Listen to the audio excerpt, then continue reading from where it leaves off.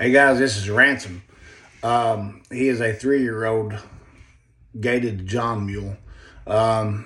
His mother was a big, beautiful Palomino, Tennessee walking horse mare, and his sire was a gaited Jack. So that explains why he's so naturally gaited. This is a very, very naturally gaited mule. I've had a lot of gaited mules in the past. I mean, depends on what you call a lot, I guess. I've probably had 10. I think, that's a lot, but not a lot for me, I guess, compared to how many I usually have of horses wise. But anyway, I've had 8 or 10. I'm not a mule man. I like mules, but anyway, I don't want to get into that kind of subject. But anyhow, for all the gaited mules I've had a lot of mules I've had ranch mules, what I call like a walk trot canter mule, and I've had some gaited mules.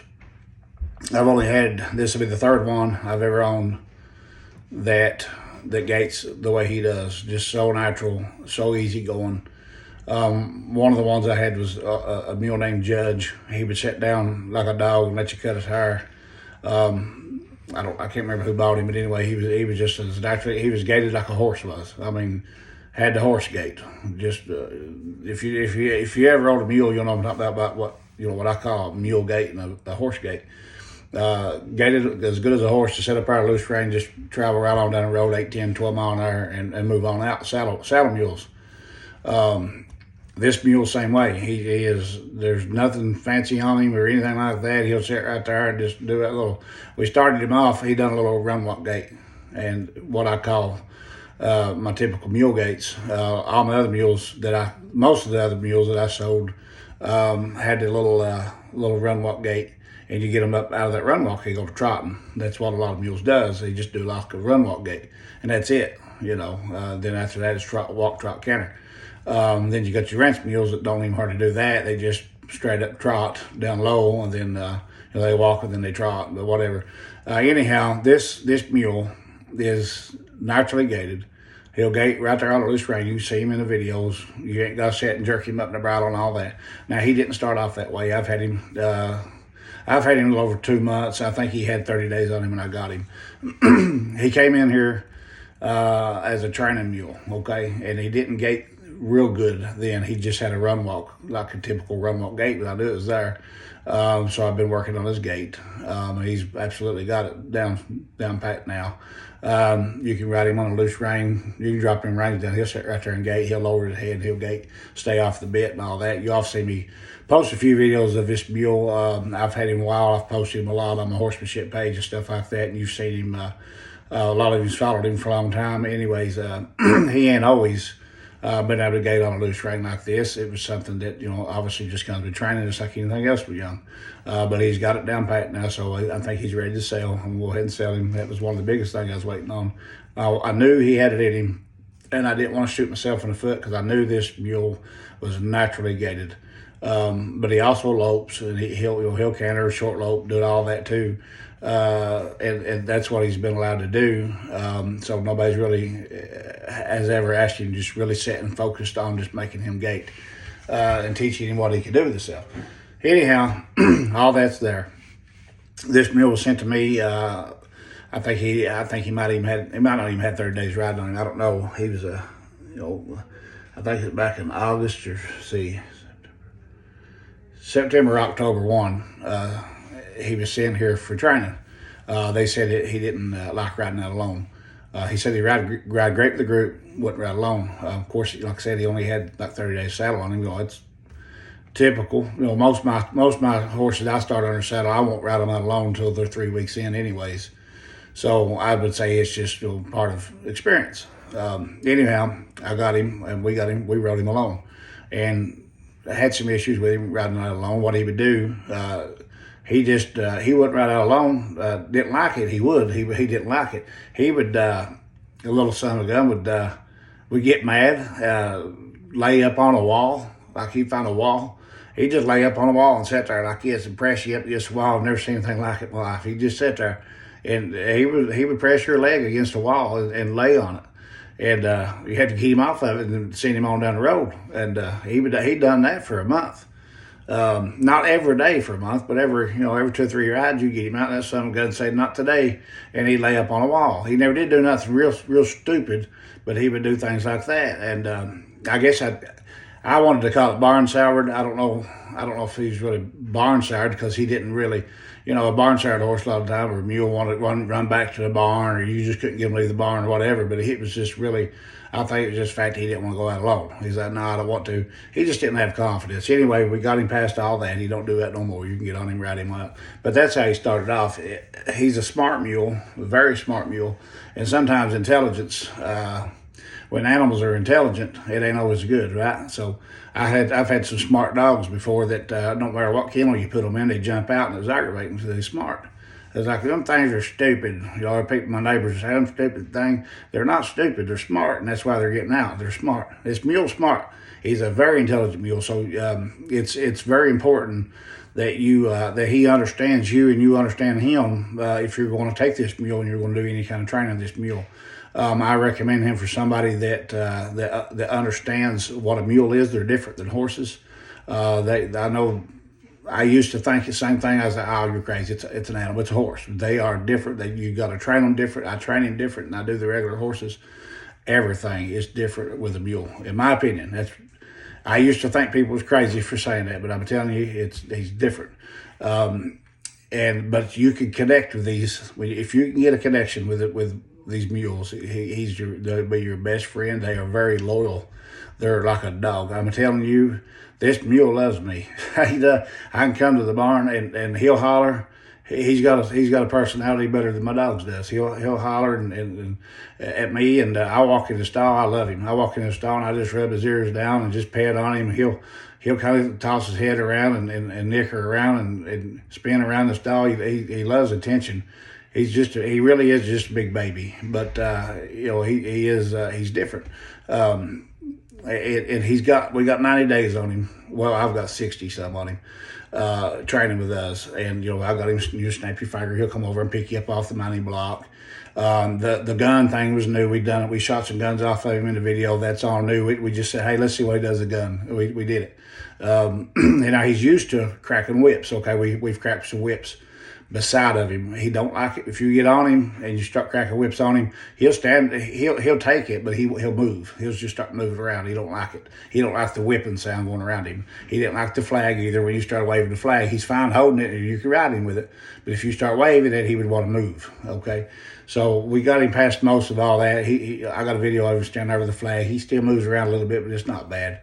Little things like that. But for 90 days on him, I think he's absolutely awesome. He is pretty as a palomino you ever seen in your life. His mane and tail is as white as snow. He's light colored right now because it's winter time, but when I first got him, he was real dark and pretty. He just got a little bit lighter because he's got his winter coat on now. He's easy to shoe.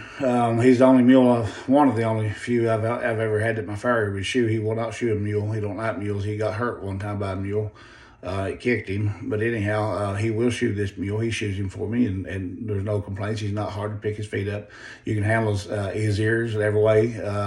He's not cribbing. He's not a weaver, nothing like that. I've had a lot of mules that weave. I don't know why, but I've had a lot of, maybe it's just me, but I've had a lot of them that weave, and I've had a lot of ear-shy mules. I don't know what it is with that either. Like I said, I'm not really a mule man. But my experience with mules, I've had a lot of them that was ear shy. They don't want you to touch your ear, and some worse than others. But he'll sit right there. He don't care. There ain't no kind of gimmicks like that with him. You come up there and you rub all over. And he will love you. He does. He'll connect with you. He'll be your best friend. But at the same time, you have to be his leader. He will lead you if you allow him to, if he thinks he can. So you got to be his boss. He's still young, okay, and it's really important for me to see this mule go to somebody that's going to use him and take care of him and understand what you're getting, just like anything. But this mule is completely different. Okay, I sell trail horses, and I'll go 9 minutes into talking about this mule because it's really important for me to make sure that whoever gets him understands that he's not your typical horse. Hopefully somebody that has a mule background ends up with him. I don't know, but you come up here and ride him if you want to. You'll love him. He's a good little riding mule. Smart, sharp as a whip. Lope right out of his tracks. Gait, awesome gait to him. He's just and pretty to look at. Sweet. At the same time, he could be a little turd. Like I said, he could. When we first started him out, like he'd lay up on the wall on you and stuff like that, just because he didn't want. I mean, I can't hold that against him. Honestly, really probably shouldn't even be telling it, but I like to tell everything. And the reason one of the reasons I got this mule. Okay, I forgot to mention this. He was in here in training. I told you that part. I'm telling all this stuff off the top of my head, so I don't got nothing wrote down. Anyhow, he was here in training. They came to pick him up 30 days, which was my trade day, right at trade day, which was November 5th. So 30 days prior to that is when I got him. So do the math on that. So will be like October, early October when he came here. Okay, so I've had him since then, a little over 2 months. Anyhow, I put 30 days on him. And I told the owner I was completely transparent with him the whole time. Week 2 or 3 into it, I was going to message him. I was like, hey, and I don't hardly ever have any training horse here more than 30 days, ever, hardly ever. I've got like 3 that are here monthly. Every month they've been here, and they've been here for a year, sometimes 2 years, 3 years. I got like 3 of them that are here, the repeat customers. Them horses just stay here for breeding purposes, whatever. But anyway, I got like 3 of them. The rest of my training horses, they come in, I get their training, they leave. They're here 30 days. And I don't have to make that phone call and say, well, this horse needs more time or his mule does. I'm not that type of trainer. I'm not that guy that's going to try to milk you for every penny.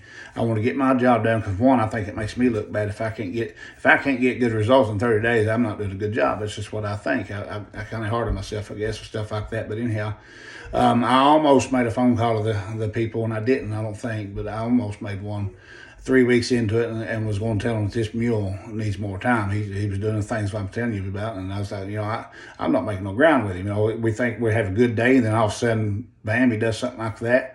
I really had to break that to him, and the last week, perfect. No, not a bobble, nothing. This son of a gun was ready to go home, and they messaged me, they're like, hey, my mule ready?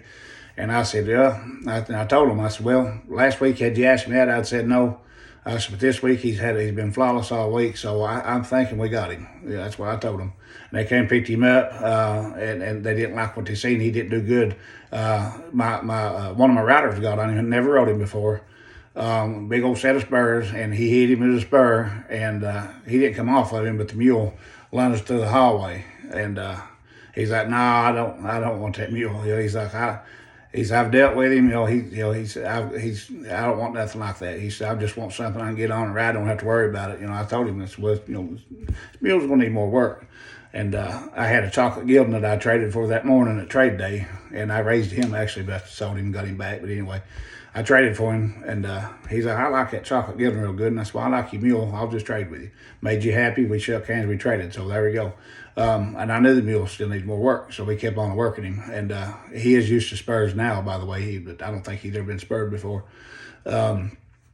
Anyhow, that was that boy's first time riding him, and so I can't hold it against the boy or the mule. But anyhow, I've had him another 30 days since then. November 5th, like I said, was my trade day. And we have rode the hide off this mule. He's came a long ways.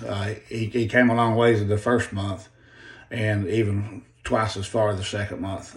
So there's some things he's doing in the video that I'm not real proud of, but it is what it is. I post I tell what I got. Okay.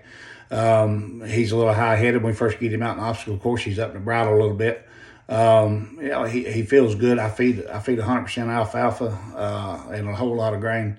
But we work these animals hard, and they feel good when we first get them out. So when you get him out, he's a little up the bridle and stuff like that. And I've been working on trying to get him lower headset on and get him low, collected, loose rein, good loose rein canter, which you'll see that in the video. We got him there. He's where I want him at most of the time, but he still needs work. I've drug this out for 15 minutes, but I hope that explains everything about him, guys. He's very special.